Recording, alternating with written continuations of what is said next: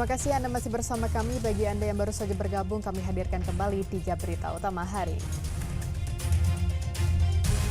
Korban tanah bergerak di Garut memilih mengungsi di rumah keluarga karena takut dengan longsor susulan.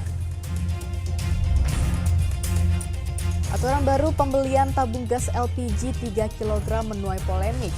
Sebagai warga merasa keberatan karena dianggap menyulitkan warga. Pengendara motor tewas di tempat usai terlibat tabrakan ala adu banteng di Pangandaran.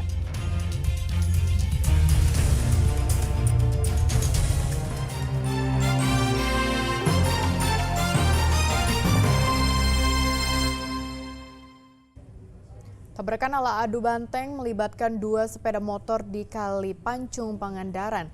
Akibatnya 1 orang tewas dan 2 lainnya luka parah.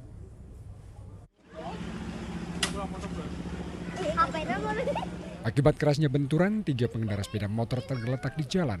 1 orang meninggal di tempat, sedangkan 2 korban lainnya menderita luka parah. Tabrakan maut terjadi di daerah Kali Pucang, Pangandaran.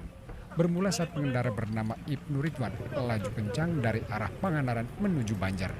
Setiba di tikungan, korban tidak mampu mengendalikan laju motor sehingga menyeberang ke jalur berlawanan. Naas di saat bersamaan melintas pengendara motor lain bernama Amru yang berboncengan dengan Fatih. Tabrakan ala adu banteng pun tak terhindarkan. Ketiga korban bahkan terpental keras. Langsung lagi tabrakan, langsung lihat yang pak brebet ngapung lah gitu.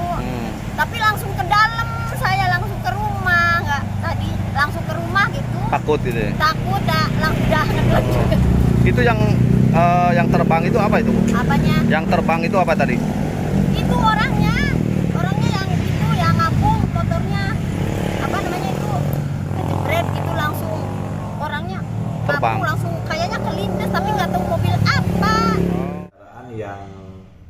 Atau sepeda motor yang dikendarai oleh Ibni Ridwani yang melaju dari arah Pangandaran menuju Banjar. Sewaktu berbelok itu bisa dikatakan tekor. Akhirnya bertabrakan dengan kendaraan yang dikendarai atau sepeda motor yang dikendarai oleh saudara Amru Nasifullah yang dari Banjar menuju ke arah Pangandaran, yang mengakibatkan saudara Amru meninggal dunia. Korban termasuk yang meninggal langsung dibawa ke puskesmas sebelum dirujuk ke rumah sakit. Kasus kecelakaan ditangani kepolisian Resort Pangandaran. Eko Setiabudi melaporkan dari Pangandaran. Seorang buronan kasus pembunuhan seorang tukang sayur di Cisaat, Sukabumi ditembak polisi. Polisi bertindak tegas karena pelaku berusaha melawan saat dilakukan penangkapan di wilayah Kalideres, Jakarta Barat.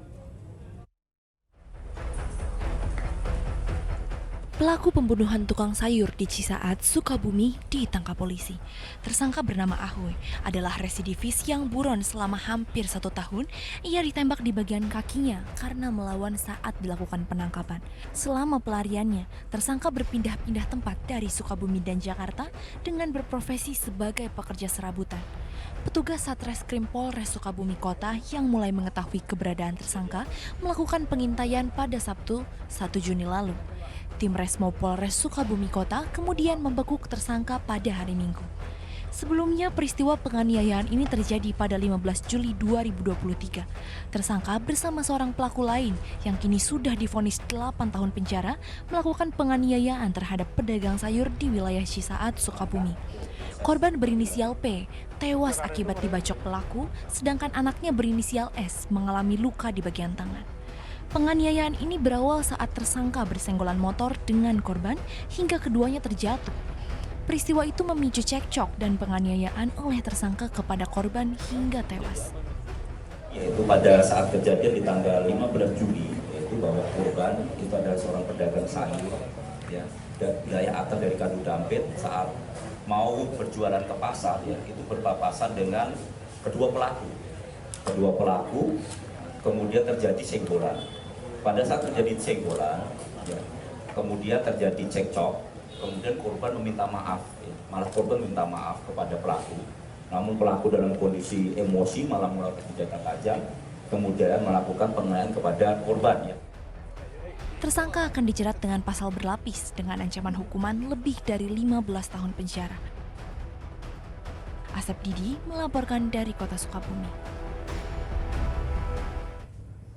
Kedua orang tua Peggy Setiawan mendatangi rutan Mapolda Jawa Barat untuk menjenguk Peggy.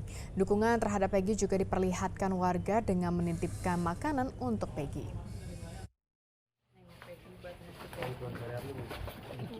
Kedua orang tua Peggy Setiawan, Rudi Iriawan dan Kartini datang pada waktu yang berbeda. Mereka sama-sama didampingi tim kuasa hukum untuk menjenguk Peggy di rutan Polda Jawa Barat. Selain membawa makanan kesukaan Peggy, orang tua Peggy juga menerima titipan makanan dari warga lain yang ikut mendukung Peggy dibebaskan. Apa aja, Bu? Ada yang ngasih ya. Siapa yang ngasihnya, Bu? Kita nggak kenal. Karena mereka support Peggy Setiawan tidak bersalah, jadi Bu, ini baru pertama kali berarti Bu datang ke sini ya, Bu ya? Ibunya ya? Ibunya baru pertama kali ke sini. udah waktu Peggy ditangkap udah satu pernah kali, iya. Sekarang kemarin Jumat tidak dapat jenguk karena memang bukan hari jenguk, dan sekarang hari ini katanya jadwal jenguknya Selasa Kamis. Mudah-mudahan. Sementara penyidikan terhadap keterlibatan Peggy Setiawan dalam pembunuhan Vina dan Eki terus didalami Polda Jawa Barat. Hari Selasa, dua lagi rekan Peggy yakni Yadi dan Robi yang merupakan adik Peggy bertolak ke Bandung untuk memenuhi panggilan penyidik. Sang adik akan memberikan keterangan sebenarnya soal keberadaan kakaknya saat peristiwa pembunuhan terjadi pada 8 tahun silam. Apa Mas yang mendasari keyakinan sampean itu? Soal dia orang yang baik. Lu saat kejadian ada di Bandung? Ada di Bandung. Bareng waktu itu sama sampean? Bareng semua. Ada sama berapa saksi waktu itu bareng? Ada Pak Arman, Bondol, Ibnu, saya, sama Yadi ini? Iya. Ada 5 lebih saksi ya? Lebih. Jadi yakin kakaknya tidak bersalah ini? Iya, enggak bersalah. Sebelumnya penyidik Polda Jawa Barat telah memeriksa 3 rekan kerja Peggy. Pemeriksaan dilakukan setelah Peggy Setiawan ditetapkan sebagai tersangka dan otak pembunuhan Vina dan Eki. Muhammad Rizal dan Maruli Habibi melaporkan dari Kota Bandung dan Kabupaten Cirebon.